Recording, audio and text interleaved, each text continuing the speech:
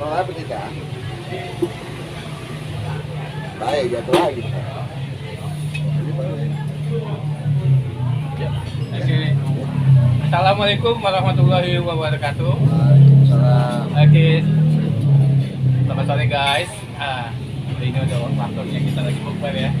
Pada bukber belum nih? Ya alhamdulillah nih kita udah makan bukber pakai pisang. Roti udah habis. Roti udah habis. Pisang apa namanya berbentuk gemblong. Luar biasa nih, padahal ini pisang madu. Oke, apa namanya? Kita akan ngobrol-ngobrol santai nih. Kita kaitan ini bang ya, situasi saat ini. Saat ini tadi bang, maaf nih saya kesini terlambat tadi bang. Gitu lah. Karena tadi saya ngisi bensin, antri itu luar biasa bang. Karena apa ya? Ketika pertama naik itu orang-orang pada beralih ke Pertalite. Jadi antriannya lumayan 15 menit bang, panjang sekali. Gitu. Nah, menuju pada topik yang akan kita bahas nih bang ya, kita akan sedikit membahas mengevaluasi ya reformasi yang sudah hampir. Nah itu benar. Sudah hampir dekade ya? Dua dekade ya? 20 tahun. 20 tahun lebih. Tidak ada perkembangan dari pasca reformasi. Oke, kita akan bahas sedikit dengan abang-abang kita nih. Ya. Kita kenal mata saya, kenalkan dulu. Nama saya Anton.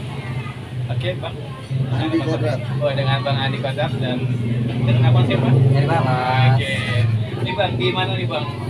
Udah hampir 2 dekade nih Bang. Gimana nih Bang menurut abang reformasi nih Bang? Nah ini yang kita sayangkan kan.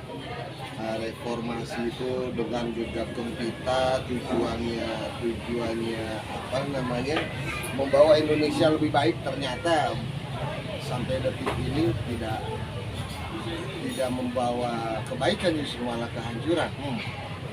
Ya kan? Dulu eranya Pak Harto dolar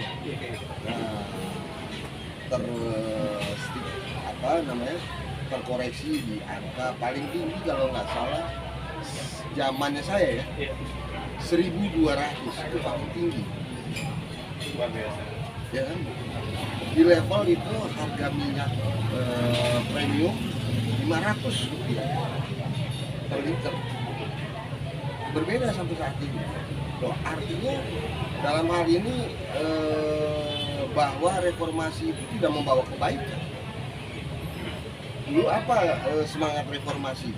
Yang utama adalah Perubahan lah ya Bang. perubahan. Maunya kan perubahan. Katanya Pak Harto 32 tahun menjabat. Tidak ada perubahan katanya. Katanya tidak ada perubahan. Ternyata setelah saya pikir-pikir, saya juga pelaku reformasi itu, walaupun dari aliansi masyarakat, tidak tergabung dalam BEM. Gitu. Kita gabung sama anak-anak Atma Jaya tuh di Semayang, di Semanggi. Ya, kita ikut di sini, terus kita ikut di yang di Cipto tuh jalan itu jalan apa? Salemba. Ya kan? Loh, apa tujuannya? Karena dengungan yang disampaikan itu adalah untuk memperbaiki bangsa, bahwa Pak Harto itu begini begitu ya kan? Negatif semua bahasanya. Ternyata setelah saya pelajari yang benar Pak Harto kok. Kenapa bisa Pak Harto Bang? Nah, Kalau menurut Abang? begini, pertama kita melihat fakta ya, fakta realita, kita tidak bermain dalam opini ataupun teori. Iya. Ya kan? Faktanya, dulu satu kebijakan yang saya ingat waktu zaman Pak Harto, yaitu ekonomi dumping, yaitu menyetop keran impor, membuka keran ekspor. Memang dulu tidak ada yang namanya Ferrari di sini, dan yang bisa masukin Ferrari atau Porsche ada beberapa Ferrari, itu orang-orang tertentu, dan pajaknya dibayar. Kalau saat ini mana? Banyak yang punya Ferrari, coba lihat pajaknya benar atau tidak. Padahal anggota dewan juga ada yang punya Ferrari. Tapi mana? Atas namanya orang kampung, masuk kampung, dicek pajaknya atau orangnya masuk kampung punya Ferrari. Bukan atas nama Bukan atas nama pemilik. Gitu. Nah itu salah satu. Nah terus kemudian programnya Pak Harto itu adalah kita ingat ya dulu ya, katanya kebebasan pers. Terus ternyata saat ini kebebasan pers yang seperti apa? Dikerangkeng juga kok kebebasan pers saat ini. Kalau ada yang melebihi tidak sesuai dengan kebijakan pemerintah, dikerangkeng, dibatasi. Apa itu kebebasan pers? Tidak dong. Kalaupun ada yang bebas seperti Abi Ganda dan lain sebagainya, seenaknya gitu. Tidak ada pemikiran apa macam-macam. Ya kan? Tidak ada pemikiran yang membangun, yang menjaga ukhuwah, yang menjaga apa namanya kedamaian, ketentraman, nggak ada.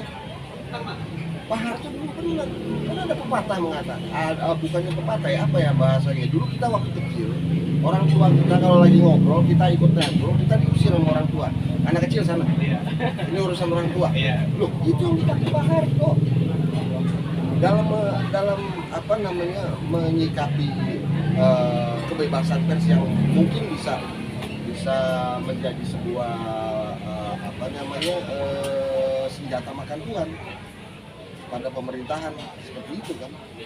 Gitu. Jadi saya melihat banyak yang dilaksanakan oleh Pak Harto, kemudian kebijakan-kebijakannya itu mengikut kepada kearifan lokal dan falsafah bangsa. Gitu loh. Iya seperti yang tadi pers seperti itu, kebebasan bukan dikerangkeng pers seperti itu, tapi dibatasi karena pers itu kan jadi dua mata pisau. Dia bisa membunuh tapi bisa juga apa namanya memblow up, ya kan, informasi yang baik dan yang patut untuk diterima. Seperti itu aja saya lihat. Nah, kalau menurut saya nih bang ya, ketika sekarang tuh masyarakat seolah-olah terbentur gitu dengan istilah cebong dan kadrus. Dan menurut saya sih saat ini apa ya, jadi seolah-olah gaduh gitu loh negara ini gitu loh. Apa kontra gitu kan? Ya gitu. Kacamata bang gimana bang?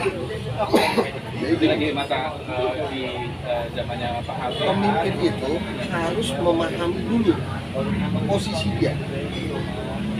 Pada saat dia menjadi calon, oke, berseberangan. Tapi pada saat dia setelah ditetapkan menjadi pemimpin, baik itu melalui proses yang benar ataupun proses yang tidak benar. Maksudnya tidak benar itu dengan kecurangan dan lain sebagainya, seperti yang diberitakan dan lain sebagainya. Dia tetap pemimpin, harusnya dia membawa kedamaian, dia merangkul semua, bukan dibelah-belah. Itu yang harus tahu. Nah, Pak Harto dulu kan begitu. Banyak musuh politiknya dia, tapi dia rangkul musuh politik. Banyak ulama yang tidak paham membeli, tapi dia rangkul ulamanya. Sampai duduk bareng ya. Duduk bareng sampai akhirnya tercipta sebuah kebijakan. Iya, solusinya dapat. Iya. Nah, itu yang benar. Nyatanya sekarang pada akhir usianya kemarin, berapa lama infonya Pak Harto mengundang Permadi yang notabene adalah orang yang sangat kontra terhadap. Nah, 3 hari 3 malam dia bicara sama Pak Harto. Dan Permadi akhirnya bilang Pak Harto yang tahu. Ini masalahnya. Kita yang mungkin kawan-kawan di sini juga kan merasakan gitu, ikut melakukan terlepas pada saat itu usianya berapa gitu kan. Kalau saya terus terang memang saya udah berusia gitu, saya ikut, kita kan semuanya kan terkontaminasi sama fitnah propaganda, ya kan. Dulu coba lihat di zaman era Orde Baru, di setiap universitas, kampus selalu ada mimbar bebas, memberikan doktrin-doktrin negatif terhadap pemerintahan. Sekarang nggak ada. Terkungkung kalau sekarang. Nah, terus kebebasan yang mana yang diperjuangkan? Berbalik lagi sekarang rezim saat ini katanya akan membawa perubahan. Kita lihat kembali siapa yang ada di sekitar ini. Tokoh-tokoh 98. Mana perjuangannya? Benar atau tidak seperti itu? Itu loh. yang terkait kembali ke tadi masalah pemimpin itu, nah itulah yang seharusnya memberikan kepada masyarakatnya, terlepas pro dan kontra itu diakomodir, dirangkul, diakomodir, ya kan? Bukan diintimidasi. Itu loh. Itu benar sebaiknya pemimpin itu yang seperti itu. Kalau ini enggak, nah ternyata ada apa ya di balik semuanya. Saya juga nggak yakin, saya juga udah memahami, mempelajari peristiwa 98. Bukan mahasiswa kok yang ada kekuatan besar di belakang mahasiswa. Saya berani bertaruh. Nah, ini yang saya rasakan, itu tidak berbicara teori, tapi berbicara fakta. Rentetan peristiwa dari 98, pra 98, 98, pasca 98. Gimana? Coba tarik benang merahnya. Diawali dengan terjadinya isu gejala sistemik ekonomi. Siapa yang melempar isu? Sampai terjadi krisis global. Indonesia ini tanah rahmatan alamin.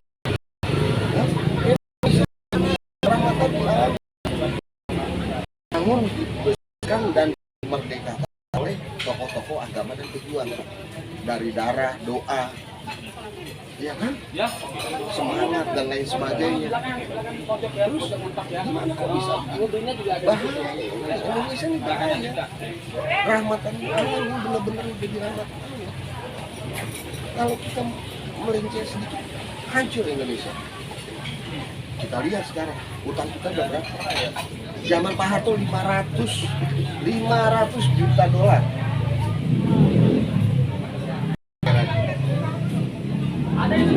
Tidak berubah. Neraca perdagangan bagaimana? Anggaran sabun. flat semua. Pembangunan merata. Oke.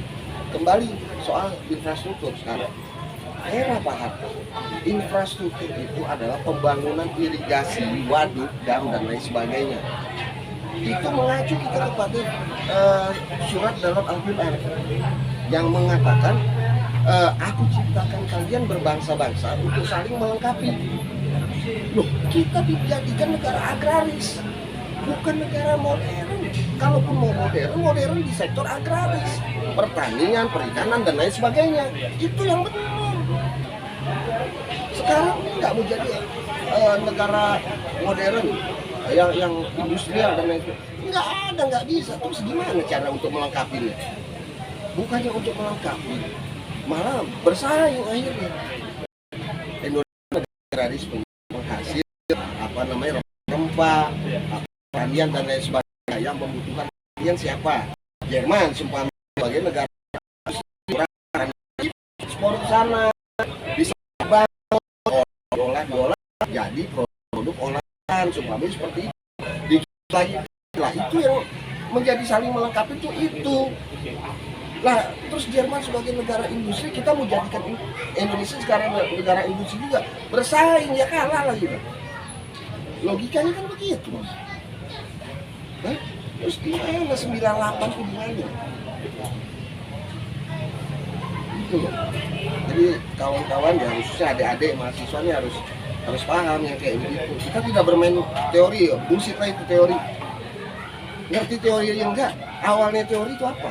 Albert Einstein melahirkan teori elektrisitas listrik. Ya kan? Dari mana? Pengalaman dulu. Faktanya dulu diambil, baru dia simpulkan melalui pemahaman dia menjadi sebuah teori. Bahwa listrik itu bisa tercipta dari air yang gini, gitu kan? Baru dituangkan dalam ini. Oh, begini loh membuat lampu, begini loh membuat listrik. Begitu, ini bukan teori semua. Kayak kemarin itu siapa tuh? Anggota dewan dari apa tuh? Dia bilang, saya anggota dewan terhormat. Bodohnya orang, kan? Yang terhormat kita rakyat. Dia paham nggak esensi sebagai anggota dewan? Kalau tinggi adalah. Ya itu kan yang benar. Kan urut-urut kan memberikan mandatnya kepada MPR, DPR, MPR memberikan mandatnya kepada presiden. berarti presiden mandataris MPR, MPR mandataris rakyat. Itu bukan orang anggota dewan bicara, saya anggota dewan terhormat. Kalau dia bicaranya sama pejabat, fine, nggak masalah. Kalau dia bicaranya sama rakyat, iya. kan bodoh namanya. Itu loh. Ini mesti diluruskan, Pak. Nah ini Di apa namanya saat ini bahwasanya adalah ketua itu kita adalah rakyat. Justru sebaliknya pejabat-pejabat yang mau di sana yang seharusnya untuk pelayan rakyat. iya, itu yang benar. Makanya kan kemarin kan pada saat beliau tersebut berdebat dengan Emir Salim, marah Emir Salim gitu. Nggak tahu etika. Apa seperti itu anggota dewan kita? Kan miris jadinya sebagai rakyat. Berarti salah milih kita. Gitu loh. Terus kalau dikembalikan, ditanya kembali kepada anggota dewan, apa motivasi dan tujuan Anda menjadi anggota dewan? Kalau membantu rakyat, bullshit. Sampai saat ini tidak ada regulasi yang dia keluarkan, sampai bahkan mengamandemen 4 kali Undang-Undang Dasar 45 yang tujuannya untuk rakyat. Tidak ada. Kalau tujuannya untuk rakyat, 2019 presiden terpilih harusnya di 2022-2021 itu belum ada bicara masalah pemetaan rancangan undang-undang untuk pemilihan yang akan datang. Nggak ada, urusin dulu aja rakyat. Ini belum sampai waktunya 2024 udah repot, udah mikirin calon yang akan datang. Aduh, bodoh. Hah? Masa mau begitu mau bilang mikirin rakyat? Ya toh? Kalau saya bicara logika aja. Ya kan fakta dan logika kita bicara. Tidak bicara teori kita di sini gitu. Ya, malum kita kan nggak lulus, nggak selesai. Ya kan? Teorinya kurang gitu. Kalau kita selesai kan teorinya ada juga ya kan. Gitu. Oke, Pak. Kita bicara reformasi, terus bicara dengan kepemimpinan di era Soeharto. Jadi nostalgia nih Kang saya. Oh, iya. Dulu saya pada zaman SD ingat Bang.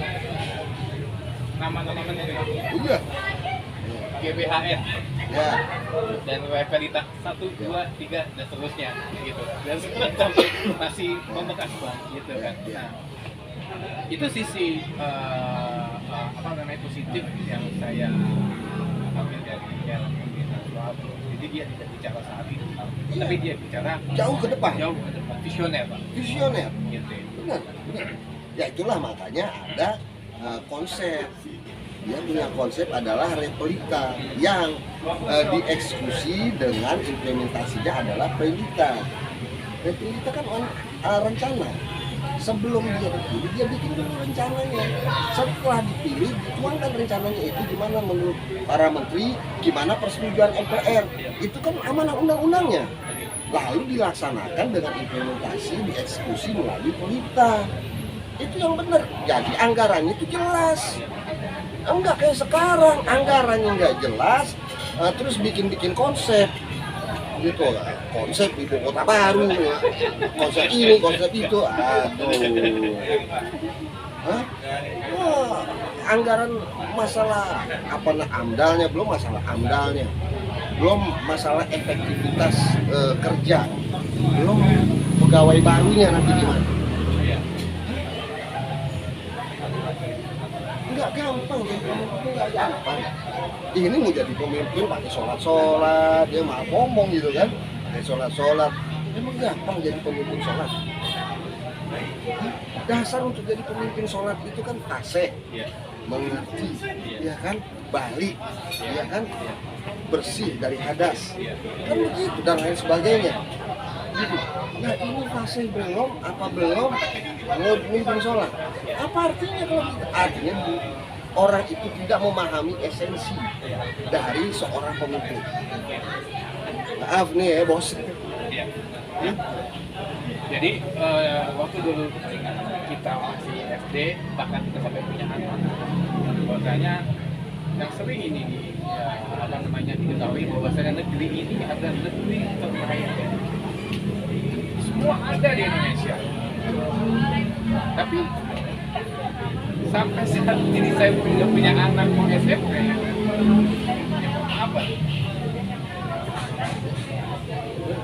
terkait berkaitan dengan program kita, gitu.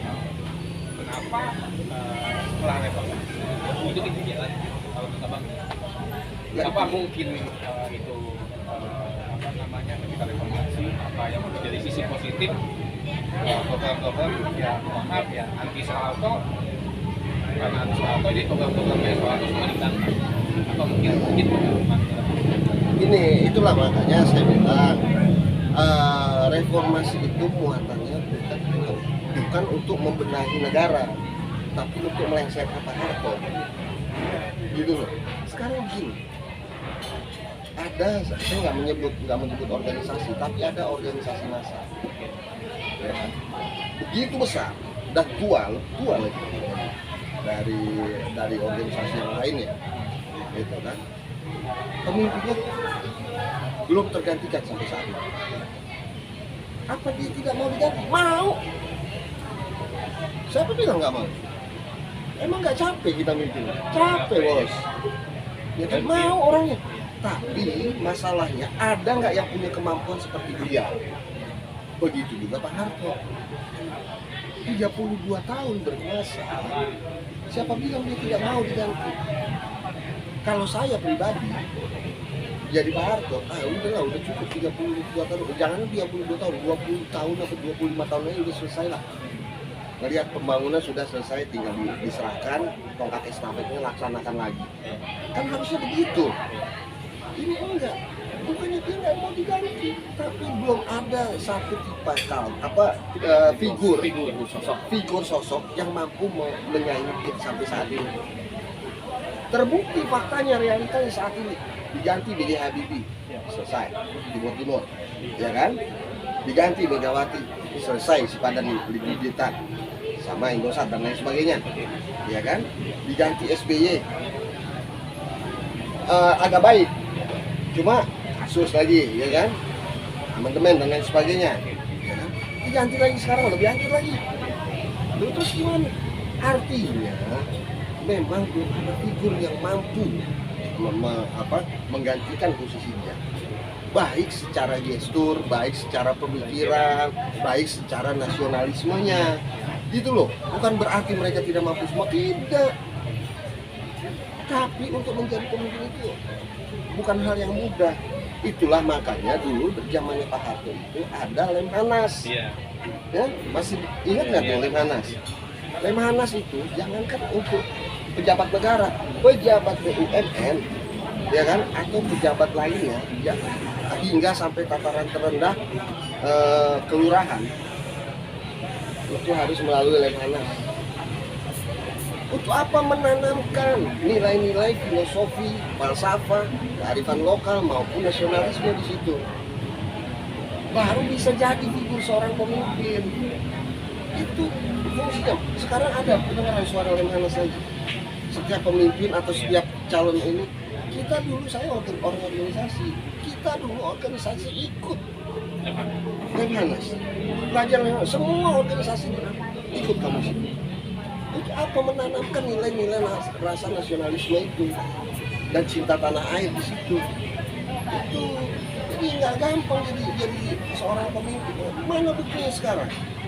98. Saya minta pertanggungjawaban 98 terhadap kondisi bangsa. Nah, iya dong. Jadi saya merasa, walaupun saya waktu itu ikut, saya menyesali diri saya, terus kemudian saya sholat tobat, sujud tobat, meminta maaf. Ya, saya bertanggung jawab terhadap 250 juta jiwa di Indonesia. Itu masalahnya. Gila loh, kita didoain loh. Kita ribut satu orang aja, didoain sama orang yang kita udah berat. Gimana 250 juta? Otak bodoh yang begitu, ya kan? Kita berat sebagai orang beriman, kita bermusuhan. Saya bermusuhan sama Erik, aku bermusuhan sama Brother, ya kan? Udah berat bos. Ente udah punya pikiran jelek terus ke saya, ya kan? Wah, besok celaka. Apalagi 250 juta. Ya kan? Nah itu harus sujud tobat. Dan saya meminta, saya bukan mengatakan saya sebagai pelaku akhirnya, saya merasa menjadi seorang korban. Korban 98. Apa maksudnya korban? Pikiran saya terdogmatis, terkikis, terus terdoktrin oleh propaganda kita. Akhirnya saya ikutan membenci, ya kan? Akhirnya saya ikutan turun, ya kan? Bersama kawan-kawan aliansi ikutan turun, menyuarakan aspirasi, mendukung mahasiswa, ya kan? Ternyata setelah diikut-ikutin, salah semua. Demi Allah salah semua. Saya tahu bagaimana Pak Harto, dia itu seperti yang tadi, politik dumping, ikut seperti Jepang. Jepang menahan keran impor, membuka keran ekspor. Begitu juga Pak Harto. Infrastruktur dalam hal ini adalah irigasi, dam, waduk dan lain sebagainya. Sekarang mana infrastruktur jembatan? Apalah, jembatan, semua jembatan, dan itu dibangun oleh Cina, bukan orang Indonesia. Itu masalahnya. Pak Harto kemarin dari Mbak Tutut itu Nusapala Persada itu yang bangun jalan tol, ya kan? Nah itu perusahaannya dia menggunakan ilmu orang Indonesia. Bioto ceker ayam pertama di loh, kan dia mengkaryakan anak bangsa dengan pemikiran tinggi. Sekarang yang membangun orang Cina, anggaran dari orang Cina, tenaga ahli, padahal enggak ada tenaga ahli. Maaf, tenaga yang dikatakan orang tenaga ahli di Indonesia, di luarnya mereka cuma lulusan SMA. Hanya karena visinya bukan orang Indonesia, ya kan? Itu yang dijual. Hanya karena bisa bahasa Inggris, ya ini bisa bahasa Inggris lah, orang dia boleh kan gitu. Dipakai terus, nggak ada yang cerdas. Yang cerdasnya kerjanya di perusahaan asing yang ada di Indonesia. Kalau perusahaan dalam negeri yang memperjuangkan nggak ada. Berapa kali saya kerja di perusahaan besar, ekspatnya itu nggak ada. Saya ngobrol ekspatnya, kau lulusan apa? Saya SMA aja. Tapi dia expert, memang ada expertnya karena pengalaman lah. Itulah makanya di sini bedanya pengalaman sama pendidikan. Ekspornya orang Indonesia artinya gini, ketika Don Soeharto menyekolahkan berbentuk yayasan, namanya Yayasan Super Semar. Orang-orang terpilih yang memang dialokasikan untuk bersekolah di sana, sampai ada beberapa orang di daerah sendiri juga bersekolah gitu. Ya termasuk pejabat sekarang. Itu makanya hebatnya Pak Harto. Berarti dia masih memikirkan pribumi untuk leading, untuk menjadi orang besar, ya kan? Bukan berarti dia harus menuju. Nyatanya yang sekarang jadi pejabat tuh boleh dicek satu persatu dan buka-bukaan. Yang sekolah itu sama. Buka-bukaan. Saya berani, siapa aja? Saya tahu kok daftar siapa aja yang menerima. Termasuk kemarin yang baru kawin. Penerima Super Semar S1, S2 beasiswa. Artinya apa? Kebesaran jiwa Pak Harto itu memikirin bangsa. Yang tidak suka sama dia itu adalah turunannya siapa. Itu aja Iya, kalau saja zaman diteruskan sampai saat ini ya, maksudnya untuk di sektor pertanian ya. Dulu disiapkan lahan di berbentuk imigrasi. Transmigrasi Untuk memang fokus para petani untuk fokus di situ mengembangkan. Ya dulu kan kangen juga ya namanya itu TPR ada kota kaki. Sektor itu sampai orang negara-negara tetangga itu kayak Filipina, Thailand itu belajar di Indonesia. Termasuk Vietnam. Yang rada menarik ini. Vietnam itu negara lebih parah dari Indonesia gitu. Komunis di eranya Jokowi. Soalnya gue ngomong aja gitu. Ya. Jadi sekarang kok bisa-bisanya mereka mau impor ke Indonesia terkait beras. emang Indonesia susah banget ya? Itu ya pertanyaannya itu maksudnya. Ya, tadi kita bahas Indonesia kaya. Iya, bukannya gue aneh aja. Dulu Semua gitu. kan dulu perang Vietnam itu Pak Harto menampung para imigran, bukan imigran ya, karena situasi perang Vietnam mereka dialokasikan di Batam kalau nggak salah itu ada hubungan Pak Harto tahun 87 atau tahun berapa gitu pokoknya pada saat perang di Vietnam. Ya, sampai segitu bangganya maksudnya gitu mereka datang di sini di sekolah dibiayain sama Indonesia untuk bercocok tanam gitu tapi itu perlu ke Vietnam. Apa yang terjadi di Vietnam sekarang? Negaranya mahal, Swasembada. mereka bisa kirim ke Indonesia maksud itu beras kalau ada beras dari Indonesia Kan malu harusnya. seharusnya mereka tuh belajar di Indonesia, Thailand, Filipina Malu harusnya juga. apa Ini bahasa apa namanya bahasa lapangan aja lah ya. Kita ngobrol dari hati ke hati antar rakyat sama rakyat. Saya berharap ini menjadi buah pikir juga terhadap rakyat yang lain gitu kan. Kondisi seperti ini harusnya bukan emosi yang dikedepankan tapi logika yang dikedepankan. Ya benar tuh saya setuju dengan Erik tadi. dan satu sih sebetulnya ya, hampir dua dekade reformasi ini udah degradasi moral ya, sebagai anak bangsa ya. Kita lihat tatanan anak sekarang gitu dimensinya komunikasi berbeda ketika berinteraksi antar apa namanya antar ya di lingkungan aja lah maksudnya jauh-jauh Antar individu bahasa yang dikemukakan itu kayak agak rada gimana sih Pak? aneh. Aneh nggak sih maksudnya gitu? Iya. Kok mengerucutnya tuh kayak misalkan ini yang gue temuin ya maksudnya gitu gue temuin dulu di eranya gue walaupun gue di level bawah gitu maksudnya ketemu sama orang masih ada apa namanya masih ada sopan bertutur cara berkomunikasi yang baik.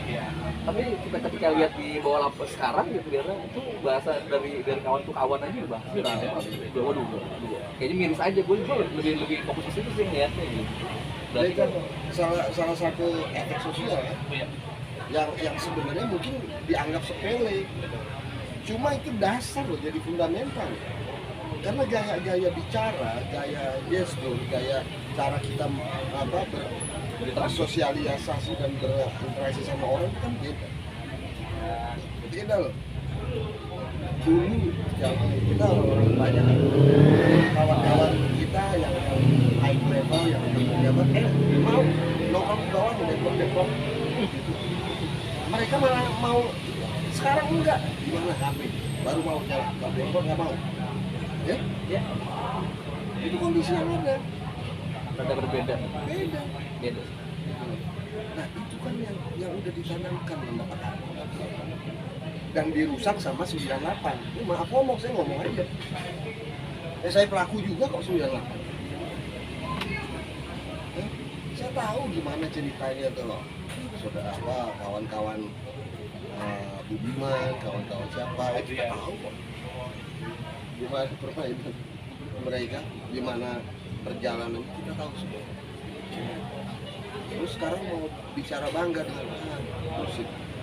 Nyatanya sekarang mereka ada di istana itu tidak bisa membawa kebaikan, malah adanya merubah amandemen merubah undang-undang amandemen undang-undang itu sudah dirumuskan perbaikan itu adalah untuk kebaikan masyarakat dan negara bukan kebutuhan kelompok gitu.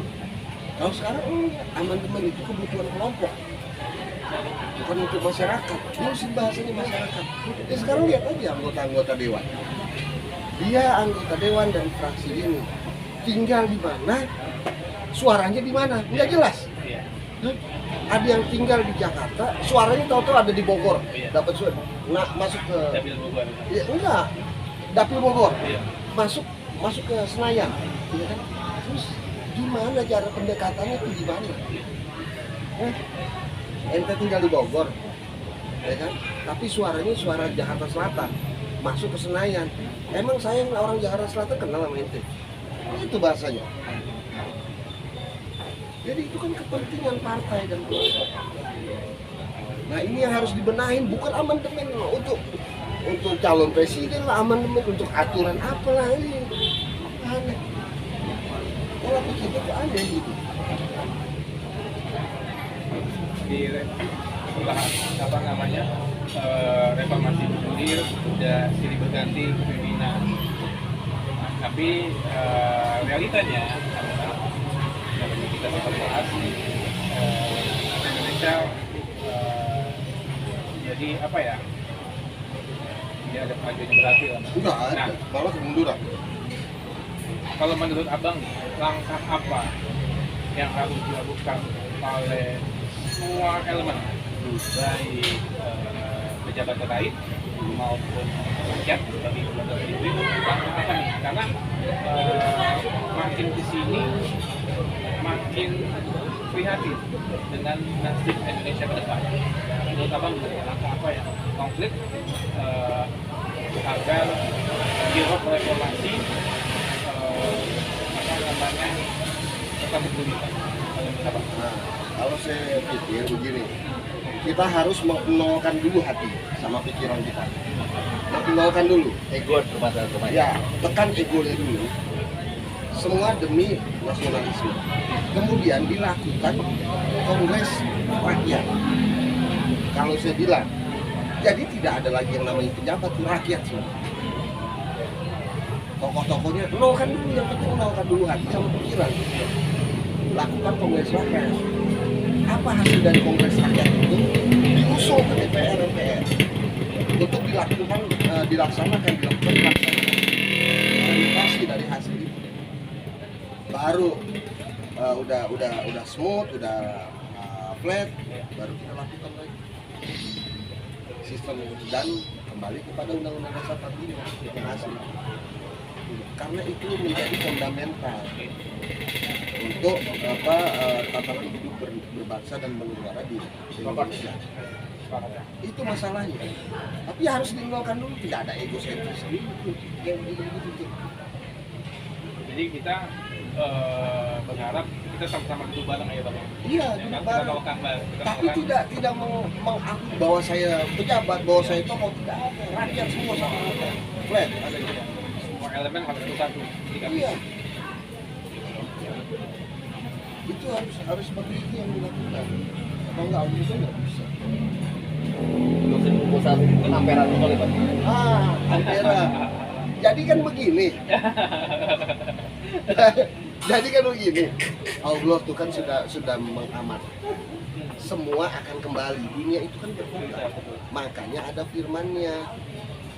Bertaburan ayat-ayatku di antara langit dan bumi yang kalian melewatinya, tapi kalian tidak berpikir. Itu. Apa itu ayat-ayatnya? Berputarnya bumi, makanya ada apa namanya slogan nanti yang ada di atas akan ada di bawah. Kehidupan itu bagaikan roda kedati. Kan seperti itu, ya kan? Nah, Indonesia juga seperti itu, kehidupan juga seperti itu. Peristiwa-peristiwa yang dialami sekarang, coba mikir gak sekarang peristiwa yang seperti pada saat zaman dulu tahun 65 kondisi bangsa ini. Loh iya, Lebih parah. lebih parah walaupun tidak ada. Sekarang pun lebih parah, hampir sama. Nah, Kayak artinya kalau dulu minyak tanah, sekarang minyak goreng. minyak goreng kan cuma beda-beda itu aja, tapi kan sama semuanya. Artinya apa? Dunia itu memang itu.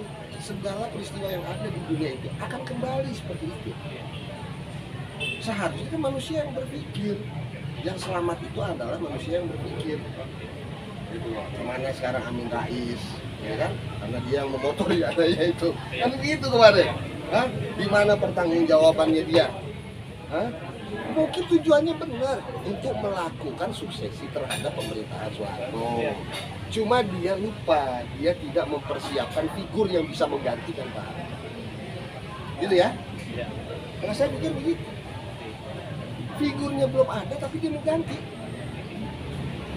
Dia diusulkanlah apa namanya konsep negara federal. Nggak mungkin lah. Bineka Tunggal Ika itu udah benar sudah satu, terus mau dibikin federal, dikotak-kotakan lagi, dipisah-pisahkan lagi. Nah, akhirnya kayak sekarang banyak ormas ya kan mengatasnamakan suku, ormas mengatasnamakan kepentingan, kan terkotak-kotak akhirnya. Jadi mengerucutnya nantinya bakal terpecah belah ya. Iya. Maksudnya dulu yang sudah ditanamkan perbedaan yang sudah Menjadi satu. satu. Dulu kan sekelasnya Presiden India aja pengen ke Indonesia aja nggak bisa. Iya. Gitu, menyatukan apa namanya suku agama apalagi Iya. kita di Indonesia tuh, waduh, all item kultur. Iya. Dulu tuh apa namanya, waduh, udah jelas kan tuh berbangsa bernegara tuh udah apa yang tanamin itu jelas banget di Indonesia itu udah bangga lah, seneng banget. Jadi kalau dibilang diajarkan perbedaan itu sudah diajarkan perbedaan jauh sebelumnya. Nah, itulah Indonesia. Oke, sangat menarik pembicaraan apa namanya Boleh diteruskan ini. apa namanya berbuka puasa ini. Jadi benang merahnya adalah selaku kita nih anak-anak muda, ya kan. Kalau apa kata Bung Karno, jas merah, jangan lupakan sejarah. Karena dari awal proklamasi, terus di era kepemimpinan Soeharto, lalu dilanjutkan dengan era reformasi, gitu kan. Banyak hal yang harus kita pelajari, gitu. Jadi jangan dengar dari kepentingan-kepentingan, jangan dari omongan-omongan yang belum tentu kebenarannya. Gitu. Oke, sebelum kita tutup nih Bang, benang merahnya kembali dari diskusi santai kita ini. Seperti yang tadi brother bilang, jas merah jangan lupakan sejarah. Karena di setiap kitab, baik undang-undang, ADRT Ormas atau lain sebagainya, itu selalu diterangkan di dalam buku itu mukadimah, prakata, kata pembuka, kemudian mukadimah atau pembukaan atau preambul, gitu. Itu pentingnya preambul, pembukaan, mukadimah itu pentingnya di situ. Sejarah singkat terhadap berdirinya bangsa Indonesia dan kita. Kalau kita lupakan sejarah itu selesai, di bawahnya itu nggak ada artinya. Gitu. ADRT organisasi juga begitu. Ada yang namanya pembukaan, mukadimah atau preambul. Itu yang dipelajari sebelum kita menjadi anggota ormas dan lain sebagainya. Karena ke bawahnya nanti akan mengikuti. Jadi apa namanya sebenarnya masih kurang nih. Kalau kita Jadi, buka nih baru kita Oke, bahas jadi, sampai yang jadi apa namanya nanti kita akan bahas di part 1, 2, 3 dan seterusnya. Ya. Oke. Jangan lupa nonton di channel apa Bang? Jasindo News. Oke. Apa namanya jangan lupa subscribe ya. Ya, siap. Oke, terima kasih Bang Adi, Bang Ya. Eri. Next kita ketemu lagi di segmen selanjutnya. Terima kasih. Assalamualaikum warahmatullahi wabarakatuh. Waalaikumsalam warahmatullahi